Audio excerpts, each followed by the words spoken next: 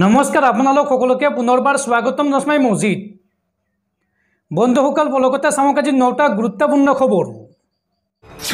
প্ৰথমটো খবৰ, উৎকট গৰমে দহিছে ৰাজ্য আৰু উৎকট গৰমৰ বাবে এইবাৰ শিক্ষা বিভাগে দিলে জৰুৰী নিৰ্দেশনা। গৰমৰ বাবে বিদ্যালয়ৰ পাঠদানৰ সময়সূচী সলনি কৰিলে ৰাজ্যৰ শিক্ষা বিভাগে। আজিৰ পৰা এইসমূহ নিয়ম মানি চলিব লাগিব শিক্ষক তথা বিদ্যালয় কৰ্তৃপক্ষই। উৎকট গৰমৰ বাবে শিক্ষা বিভাগে দিলে জৰুৰী জাননী। বিদ্যালয়ৰ পাঠদানৰ সময়সূচী সলনি কৰিলে ৰাজ্যৰ শিক্ষা বিভাগে। জিলা প্ৰাথমিক শিক্ষা বিভাগে জাৰি কৰিছে বিশেষ নিৰ্দেশনা। গৰমৰ বাবে আজিৰ পৰা কাৰ্যকৰী হোৱাকৈ ৰাতিপুৱা 7:30 পৰা আৰম্ভ হ'ব পাঠদান আৰু দুপৰীয়া 12:30 অন্ত পৰিব বিদ্যালয়ৰ পাঠদান। আৰু লগতে শ্ৰেণীকোঠাৰ ভিতৰত হ'ব লাগিব প্ৰাৰ্থনা সভা। স্কুলত থাকিব লাগিব বিশুদ্ধ খোৱা পানীৰ ব্যৱস্থা আৰু সকলো শ্ৰেণীকোঠাত চলি থাকিব লাগিব ফেন। বিদ্যুৎ কৰ্তন হ'লে বিকল্প ব্যৱস্থা গ্ৰহণ কৰিব লাগিব বিদ্যালয় কৰ্তৃপক্ষই। আৰু লগতে কোট বা টাই পিন্ধিবলৈ ছাত্ৰ ছাত্ৰীক বাধ্য কৰাব নোৱাৰিব বিদ্যালয় কৰ্তৃপক্ষই। কামৰূপ জিলা আয়ুক্তৰ পৰামৰ্শ মতে এই নিৰ্দেশনা জাৰি কৰা হৈছে আৰু আজিৰ পৰা কাৰ্যকৰী হোৱাকৈ কামৰূপ মহানগৰৰ সকলো বিদ্যালয়ে মানি চলিব লাগিব এইসমূহ নিৰ্দেশনা। পৰৱৰ্তী খবৰ, ৰাজ্যবাসীলৈ ভাল খবৰ।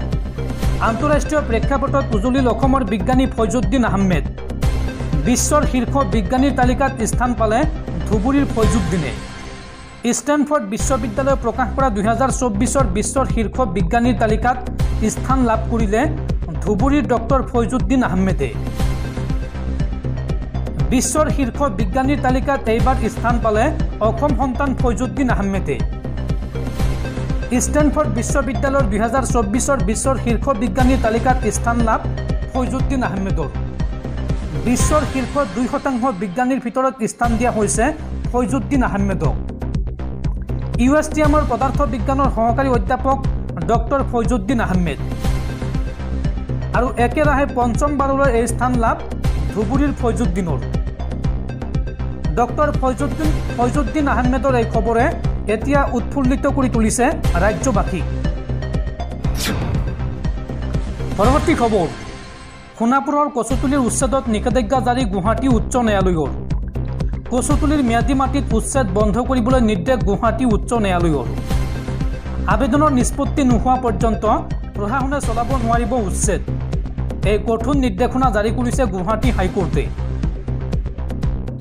কচুতলিৰ উচ্ছেদত নিষেধাজ্ঞা জাৰি গুৱাহাটী উচ্চ ন্যায়ালয়ৰ। কচুতলিৰ ম্যাদী মাটিত উচ্ছেদ বন্ধ কৰিবলৈ নিৰ্দেশ গুৱাহাটী উচ্চ ন্যায়ালয়ৰ। আবেদনকাৰীৰ আবেদনৰ ভিত্তিত জাৰি কৰা হৈছে এই নিৰ্দেশনা। ম্যাদী পট্টাত থকা লোকসকলক জিলা আয়ুক্তৰ ওচৰত আবেদন কৰাৰ নিৰ্দেশ গুৱাহাটী হাইকোৰ্টৰ। আৰু আবেদনৰ নিষ্পত্তি নোহোৱা পৰ্যন্ত প্ৰশাসনে চলাব নোৱাৰিব উচ্ছেদ। শেহতীয়াকৈ এই নিৰ্দেশনা জাৰি কৰিছে গুৱাহাটী উচ্চ ন্যায়ালয়ে। দৰ্শকসকল আৰু বহুতো গুৰুত্বপূৰ্ণ খবৰ আছে। তাৰ আগতে আপোনাক জনাওঁ যে যদি আপুনি এতিয়ালৈকে এইটো ভিডিঅ'ত লাইক কৰা নাই তেন্তে এতিয়াই ভিডিঅ'টোত লাইক কৰি দিয়ক আৰু এনেকুৱা ধৰণৰ ভিডিঅ'সমূহ নিতৌ চাবলৈ চেনেলটো ছাবস্ক্ৰাইব কৰি কাষত থকা বেল আইকনটো প্ৰেছ কৰি ৰাখক। পৰৱৰ্তী খবৰ, অসমত নিৰাপদ নহয় সংখ্যালঘু মুছলমান। হিমন্ত বিশ্ব শৰ্মা চৰকাৰে চলাই থকা উচ্ছেদৰ বিৰোধিতা কৰি আমছুৰ পুনৰ হুংকাৰ। ৰাজ্যত ব্যাপক আন্দোলন গঢ়ি তুলিব আমছুৱে। অসমত সংখ্যালঘুৰ নিৰাপত্তা সুনিশ্চিত হ'বই লাগিব, এই হুংকাৰ আমছুৰ। হিমন্ত বিশ্ব শৰ্মা চৰকাৰৰ নেতৃত্বত অসমৰ সংখ্যালঘু লোকসকল নিৰাপদ নহয়। নিৰাপদ নোহোৱাৰ বাবেই দিল্লীত গৈ প্ৰতিবাদ সাব্যস্ত কৰিছোঁ, এই মন্তব্য কৰে আমছুৱে। আমছুৱে লগতে কয় যে সৰ্বোচ্চ ন্যায়ালয়ৰ মুখ্য ন্যায়াধীশ আৰু ভাৰতৰ প্ৰধানমন্ত্ৰীক এই সন্দৰ্ভত স্মাৰক পত্ৰ দিছোঁ। চৰকাৰে ভূমিহীন সংখ্যালঘু লোকৰ মৌলিক অধিকাৰ কাঢ়ি নিছে। সংখ্যালঘু লোকক আতংকৰ মাজত জীয়াই ৰখাৰ চেষ্টা কৰিছে। এনে পৰিৱেশত সংখ্যালঘু লোকসকল মুঠেও নিৰাপদ নহয়। অসমৰ সংখ্যালঘু লোকসকল দিনক দিনে কম্পমান হৈ পৰিছে। কেতিয়া তেওঁলোকৰ ওপৰত বুলডোজাৰ চলাই তাৰ নিশ্চয়তা নোহোৱা হৈছে। সোণাপুৰৰ উচ্ছেদত 700 শিক্ষাৰ্থীৰ ভৱিষ্যত অন্ধকাৰ হ'ল। সেইসকল শিক্ষাৰ্থীৰ শিক্ষাৰ নিৰাপত্তা মুখ্যমন্ত্ৰীয়ে লৈছেনে? হজাই ধলপুৰ নগাঁৱত উচ্ছেদ চলাই 3000 শিক্ষাৰ্থীৰ ভৱিষ্যত অন্ধকাৰ হ'ল। এইসকল শিক্ষাৰ্থীৰ ভৱিষ্যত কি হ'ব? সংখ্যালঘুৰ ওপৰত কৰি অহা এনে নিৰ্যাতন আমি সহ্য নকৰোঁ। ইয়াৰ বাবে আমি মহামান্য আদালতৰ ওচৰত আৰ্জি দিছোঁ। ন্যায় নোপোৱা পৰ্যন্ত এই প্ৰতিবাদ অব্যাহত থাকিব। মুখ্যমন্ত্ৰীক প্ৰত্যাহ্বান জনাই পুনৰ এই হুংকাৰ দিলে আমছুৰ সভাপতি ৰেজাউল কৰিম চৰকাৰে। পৰৱৰ্তী খবৰ, সাৱধান ৰাজ্যবাসী। আগন্তুক 3 দিনলৈ উৎকট গৰমে দহিব ৰাজ্যবাসী। স্বাভাৱিকতকৈ বৃদ্ধি হ'ব 5 ডিগ্ৰী চেলছিয়াছ।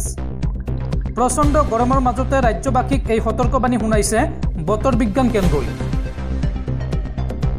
অনাগত 3টা দিনত উৎকট গৰমে দহিব ৰাজ্যবাসীক। স্বাভাৱিকতকৈ বৃদ্ধি হ'ব 5 ডিগ্ৰী চেলছিয়াছ। ঠাই বিশেষে গৰমে ল'ব ভয়ংকৰ ৰূপ। আৰু আজি উৎকট গৰমে দহিছে ৰাজ্যবাসীক। 40 ডিগ্ৰী তাপমাত্ৰাই দহিছে জনতাক। ছেপ্টেম্বৰ মাহতো জুন জুলাই মাহৰ দৰে উৎকট গৰম। পুৱাৰ পৰাই প্ৰখৰ ৰ'দ আৰু গৰমে দহিছে ৰাজ্যৰ ভিন্ন প্ৰান্ত। আৰু তাৰ মাজতে বতৰ বিজ্ঞান কেন্দ্ৰৰ আগজাননী, আগন্তুক 3-4টা দিনত গৰম আৰু অধিক বৃদ্ধি পাব। পৰৱৰ্তী খবৰ, শৃংখল চলিহা আৰু চিতু বৰুৱা একোটা দালাল। শৃংখল চলিহা আৰু চিতু বৰুৱা জাতিৰ নামত দালালি কৰা টেক্স কালেক্টৰ। শৃংখল চলিহা আৰু চিতু বৰুৱাৰ বিৰুদ্ধে এইবাৰ গৰজি উঠিল সৌদ অসম সংখ্যালঘু পৰিষদৰ নেতা মুছাব্বিৰ আলী আহমেদ। শৃংখল চলিহা আৰু চিতু বৰুৱা একোটা দালাল। শৃংখল চলিহা চিতু বৰুৱা জাতিৰ নামত দালালি কৰা টেক্স কালেক্টৰ। ধিংকাণ্ডক লৈ তালপাল লগোৱা শৃংখল চলিহা আৰু চিতু বৰুৱা আজি ক'ত গ'ল? শিমলুগুৰিত হিন্দু যুৱকে সংঘটিত কৰা জঘন্য কাণ্ডক লৈ কিয় তেওঁলোক নিমাত? মুছলমান কিশোৰীৰ ভিডিঅ' ভাইৰেল কৰা হিন্দু যুৱকৰ বিৰুদ্ধে কিয় ওলাই অহা নাই তেওঁলোক? কিয় ওলাই অহা নাই শৃংখল চলিহা আৰু চিতু বৰা? শৃংখল চলিহা আৰু চিতু বৰুৱাই জাতিৰ নামত কেৱল চান্দা তুলিব জানে। শৃংখল চলিহা আৰু চিতু বৰুৱাৰ বিৰুদ্ধে এইদৰে গৰজি উঠিল সৌদ অসম সংখ্যালঘু পৰিষদৰ নেতা মুছাব্বিৰ আলী আহমেদ। পৰৱৰ্তী খবৰ, এইবাৰ বিপদত পৰিছে ৰাজ্যিক বিজেপিৰ সভাপতি ভৱেশ কলিতা। ভৱেশ কলিতাৰ বিৰুদ্ধে ভঙাগড় থানাত এজাহাৰ দাখিল কংগ্ৰেছৰ। ভৱেশ কলিতাই মন্তব্য কৰি কৈছিল যে কেৱল বিজেপিৰ কাৰ্যকৰ্তাইহে লাভ কৰিব অৰুণোদয় আঁচনিৰ সুবিধা। আৰু ভৱেশ কলিতাৰ এই মন্তব্যৰ বাবেই এতিয়া ভঙাগড় থানাত এজাহাৰ দাখিল কৰিছে কংগ্ৰেছে। ৰাজ্যিক বিজেপিৰ সভাপতি ভৱেশ কলিতাৰ বিৰুদ্ধে ভঙাগড় থানাত এজাহাৰ দাখিল কৰিলে কংগ্ৰেছে। বিজেপিৰ সদস্য হ'লেহে পাব অৰুণোদয় আঁচনি, এই মন্তব্য কৰিছিল ভৱেশ কলিতাই। আৰু ভৱেশ কলিতাৰ এই মন্তব্যক লৈ ভঙাগড় থানাত এজাহাৰ দাখিল কৰিছে কংগ্ৰেছে। পৰৱৰ্তী খবৰ, ৰাজ্য জোকাৰি যোৱা ট্ৰেডিং স্কেমৰ অন্যতম মূল অভিযুক্ত মহাপ্ৰবঞ্চক বিশাল ফুকনক পুনৰ 4 দিনৰ আৰক্ষীৰ জিম্মালৈ প্ৰেৰণ।